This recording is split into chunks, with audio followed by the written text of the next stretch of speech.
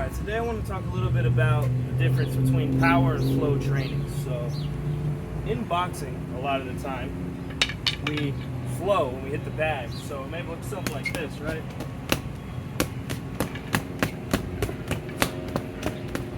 Right? Flowing. But when we get into the fight, it comes out more like here.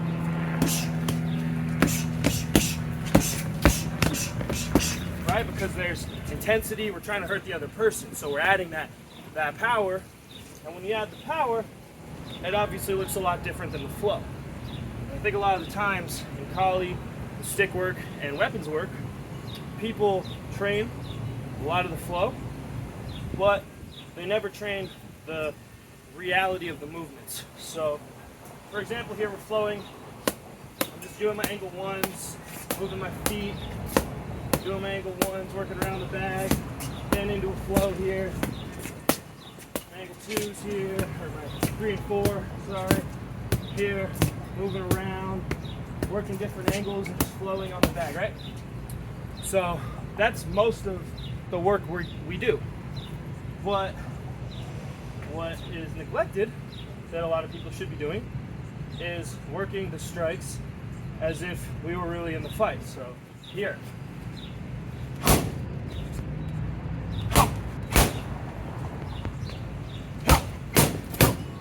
Because in reality, when you're using stick, using machete, whatever weapon you're using, we're not going to come out and start doing a flow drill. So I'm not going to come out, and my opponent, I'm going to...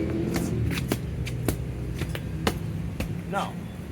It is going to be, first of all, if he has a weapon, I'm not just going to go right into the pocket, because I'm going to be respecting his space. So I'm going to come out with feints, I'm going to be at a distance. He's going to be at a distance. I'm going to be working from here, just like I'm boxing. I'm going to be looking for good, solid strikes to put him down. I want to end that threat, right? So I'm feinting, I'm doing things. I want to take his kneecap out. I want to split it. I want to fucking crack his head open, right? I want to jab his eye out. I don't just want to be thinking all the time that it's a fight. It's like the flow drill. The purpose of the flow is so that when we do come into reality with these strikes here, that they look like this, and they don't look like this. You know what I mean? Because we're not going to be coming out like in reality. We train like that so that we don't come out like a fucking Minecraft block. Because when people get stressed out and they have adrenaline, all these things, it tense up. So we practice to be loose, flow, so that in reality, when we put the power behind that one shot, it comes out fast and it whips. But we're not coming into the fight like this. This is training. And then this is training for reality. So what I think is important would be to mix up your training by rounds. I would say you warm up with your flow. It's good for warm-up, it's good for coordination, it's good for loosening everything up and to practice those movements and combinations. So I'll be one round on the bag, just working my angle one flow. Round 2 will just be here. Round 3 will just be here. But then on round 4, I'm going to switch it up, and now I'm just going to work my angle 1, like a solid, good angle 1, to the head or to the legs. And I'm going to move around with that. I'm going to feint, and I'm going to look to get a good shot. And then the second round from there, I'm coming back, boom, with that angle 2. Trying to get that power, hitting with the tip of the stick, all the important things, so that our training is complete. You don't want to neglect any aspect of your training. You want to have your flow, you want to also work your power.